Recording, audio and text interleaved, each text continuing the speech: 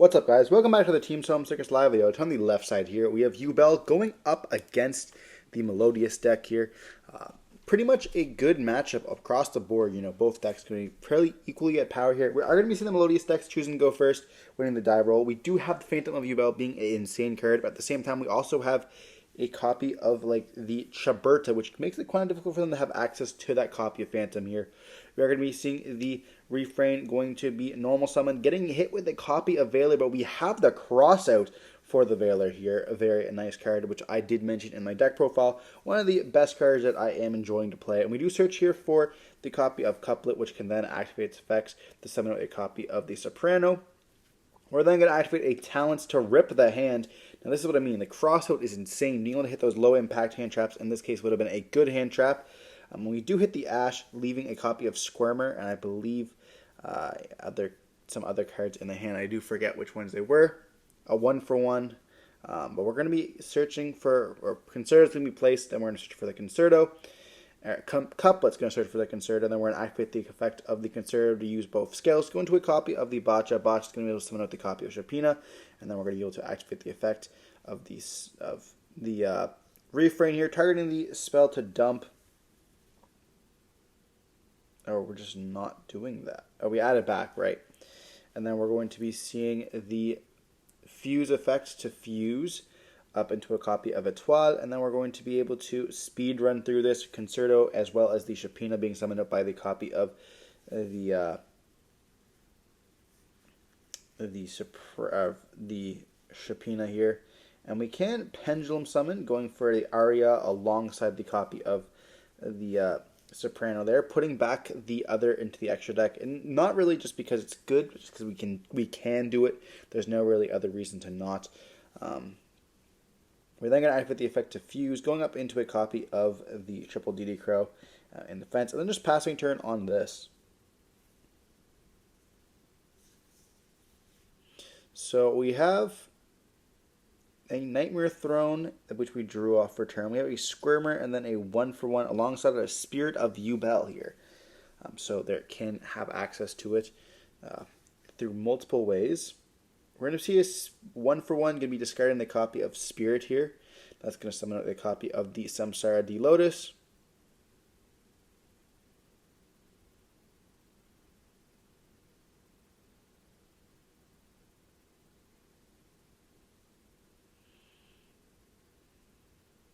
There we see the Samsara D Lotus effect going to activate there. And we are going to Herald of Orange Light this. That is quite nice. Now, we didn't know, like in this case here, we should activate the effect of Chaberta to banish them. I didn't know what the fusion actually required at this point. This is my first time reading the card. So definitely a misplay on our part there. So I'm going to be picking it up, reading it, and I'm like, oh, okay. That's pretty good. So now they're kind of free to continue. What you mean? They have Nightmare Throne in the hand, so they would have been able to make it anyways. But like just being able to protect their stuff is quite nice.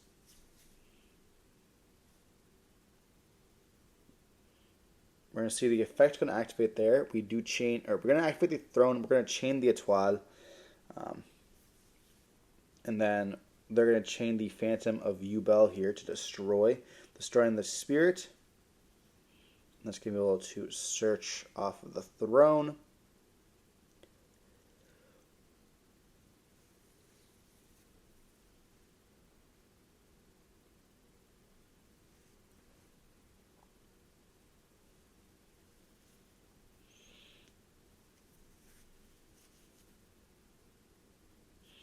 They're kind of just thinking here, you know, they're going to be losing kind of hard to the Chaberta there, and then still having the Aria access is wild as well. But they're going to be searching and summoning off the Yubel here. Now we still have the Spirit in the hand when we declare an attack. We're going to see Scrim, we're going to activate its effect, summoning itself out, and they can just link away up into a copy of perhaps a Yama. Yama will then trigger. We are going to be chaining the effect of Chaberta now that we know what it takes to make a Phantom of Yubel. Going for most likely the Squirmer, the copy of Yubel, and the Spirit, because we know that the fusion cannot be to use. We do read the Squirmer to make sure it's not a quick effect in the graveyard, because that would be absolutely insane. But getting rid of those is very impactful for us, especially making it so that Swarmer can't bring out, and then they can go for another copy. They're going to be able to search for the Swarma here, and we do know the last card in hand being a Spirit.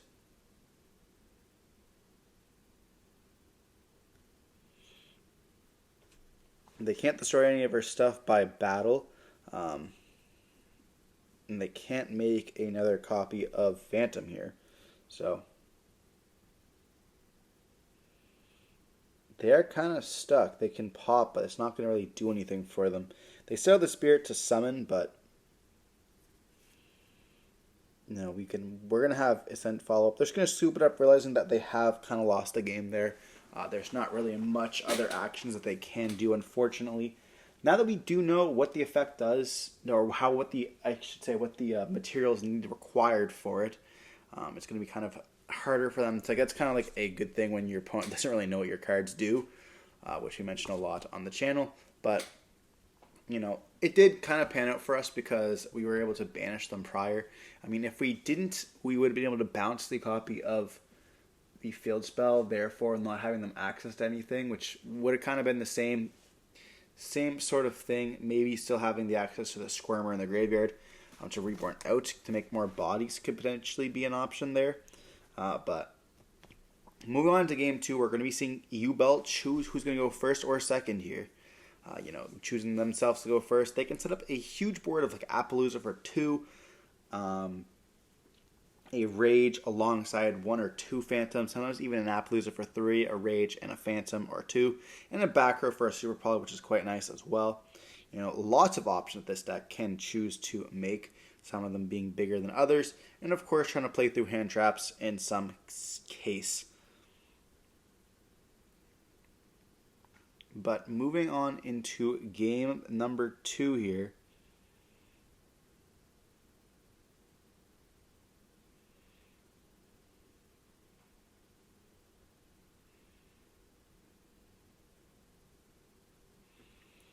We will see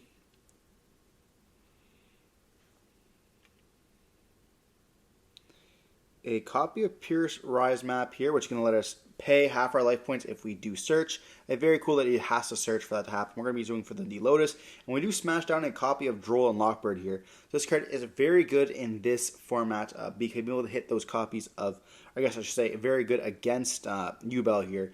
Being able to hit those copies of Dark Beckoning Beasts, and making sure that they cannot continue their combo. The spell has to be able to search, and being able to hit like Pierce Rise map or a copy of Prosperity.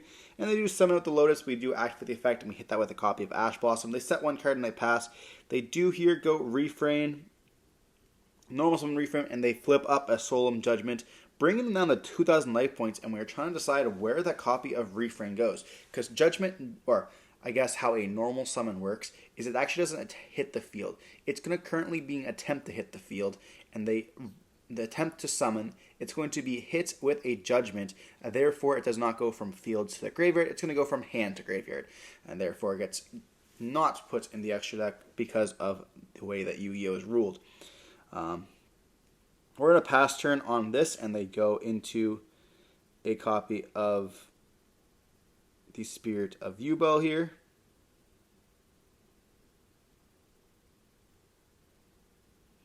And then they're going to normal summon a Dark Beckoning Beast. We're going to activate the effect of the Herald. They're going to chain the Phantom. And that's going to be dumping a copy of Spirit. And then we'll be searching for the gates, or be also searching for the gates here.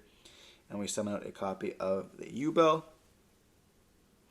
It's kind of cool they can use the stuff from the hand, being able to use the Phantom, or using the 4 Phantom there. Using the Spirit from the hand is kind of insane. But we only have 1 card left in the hand, and they do activate the copy of Gates, and we chain the copy of DD Crow here. So now we have nothing, but they will be able to essentially just OTK us. They can activate the effect of the Gates to add back that Nightmare Pain due to the fact they have a level 10 on the field, being the Yubel.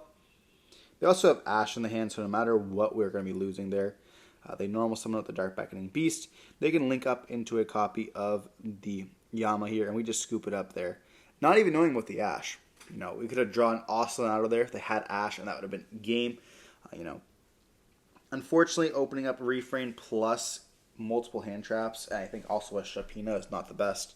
Especially being hit with a Judgment can be a very, very powerful, making it so you don't even activate the effect. You lose your normal, and that's just kind of all for you. But moving on to Game 3, we are going to be able to choose to go first now. Going to be quite nice. We are currently playing the copy of Bloom, the Diva, the Melodious Choir, making it so that we don't take any battle damage, which kind of combats the Yubel, which is quite nice.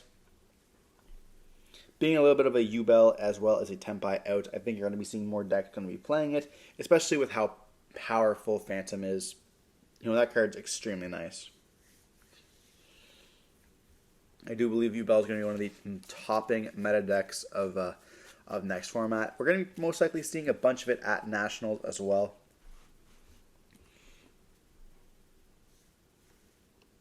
Because everyone's going to try to beat that copy of Snake Eyes if we don't get a ban list, and if we do, chances are Yubel is not going to be hit. We might see Yama go to 1, but even then that's not really necessarily a Yubel hit, more of a Fiend Link hit.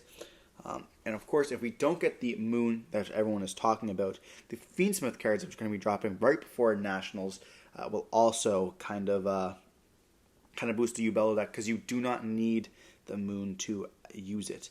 We're going to be seeing a couplet going to be activating, searching us for the copy of the Concerto. Then we're going to normal summon out a copy of Refrain here, activating its effects, letting us search for a copy of Sonata. We activate the copy of Concerto, going into a copy of the Baka here. Baka is going to be able to activate as well as the Scales to scale themselves and summon out a copy of the Shapina.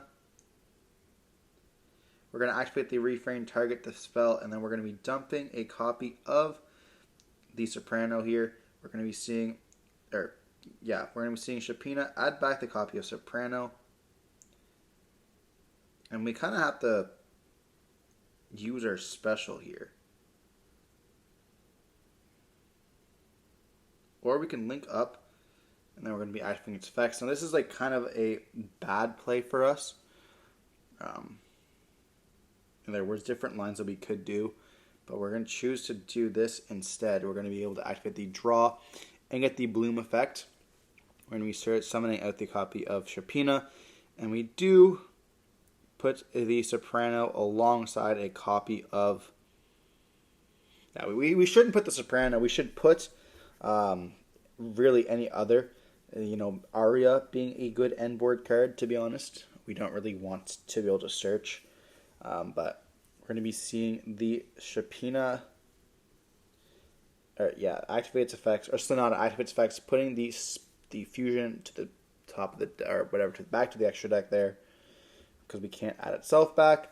And then we're going to activate the effect, adding the second copy of Sonata back as well. So definitely kind of bad. We did have the full combo there, which would have gave us access to either a double copy of Shiberta and the Etoile, or a copy of Baguska, Etoile, and the Baka, and a copy of Shiberta as well. But choosing to go for more of a follow-up type play is quite nice. And we do have double set pass here. And we have insane follow-up, which we are all through no hand traps. We definitely should have had a better end board than this, but let's see if it gets us there. Etoile and Shiberta being very good cards in this matchup as well. We're going to see 1-for-1 sending a copy of the Yubel here. And we choose to drop a DD Crow on that Yubel as our first action. Wanting to leave that Shiberta there. Make it so that they have to have other Yubels in the hand. We're going to go into a copy of Samsara Lotus. And on that, we're going to activate an Imperm on the summon. We're going to be seeing a Talents, and we do have the crossout for the Talents here. That is insane. Crossout being one of the best cards, like I mentioned in the deck earlier, including we saw how with the copy of Valor and now hitting the talents is just absolutely crazy.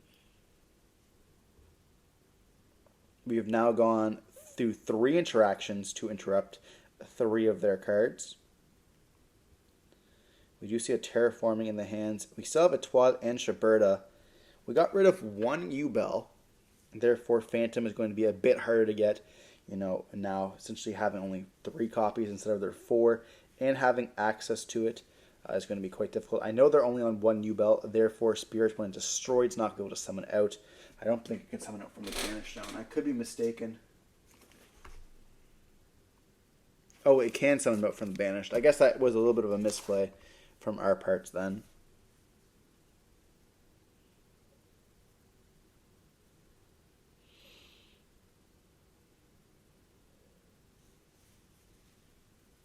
We have a normal summon of an Ash Blossom here, and we are thinking on this.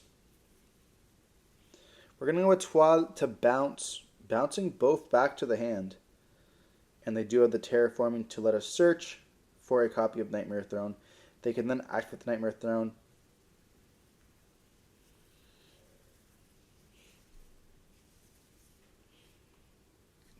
Looking back, we probably should have left the Ash Blossom on the field, but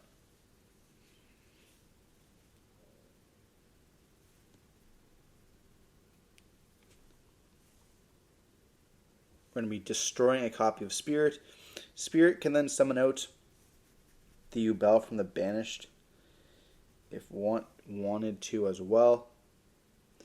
And it is kind of hard for us because we are forced to Shiberta this to get rid of 3. They summon out the copy of Yubel. We just want to make it so they don't have essentially a free copy of Phantom there.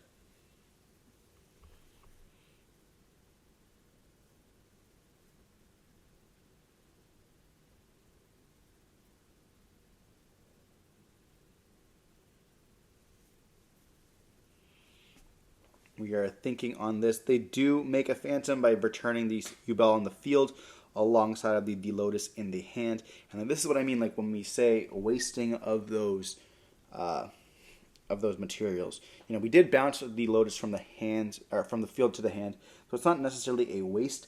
But getting rid of those bodies can be quite impactful for us. They just set 1 card and pass on that. And now we have our Twal coming back with the copy of Sonata. So we're going to activate the effect of the couplet, once again being able to search for a Concerto. And they do look in their graveyard, in our graveyard here, which kind of indicates that they have a Called by the Grave. They do chain Ash Blossom to this. But we have a Crossout again for the Ash. That is insane. Triple times Crossout has been just very good this format. Or this game, not even this format. This game, being able to hit their interactions and their breaking points. That's just insane.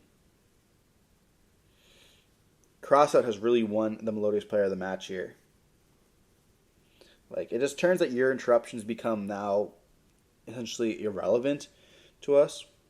But searching for a copy of Concerto, which then we can activate to make another body, going for most likely a copy of the Botcha here. And then we're going to activate the Botcha and then the spells to summon out, and then we can summon out a copy of the Refrain. Refrain can then activate, letting us search for the Couplet here. And then Couplet can activate to summon out from the graveyard. And do we hit that with a copy of Call by the Grave? We do not, so we're going to summon out the copy of the Soprano. Soprano can then activate to attempt to add back the copy of the Shopana here. And at this point, they could have changed Call by the Grave on the Shopana or the copy of the Shapina or the Soprano there, but it definitely just doesn't really do anything for them. They kind of want to leave it as a face down to kind of bluff. But we do summon out a copy of Baguska, which turns everything into defense position. And then we go for the Etoile here. We're just going to be bouncing the copy of the Shiberta to bounce that copy of the Phantom here. And like at this point, it's not even about winning the game. It's about just being able to take control. So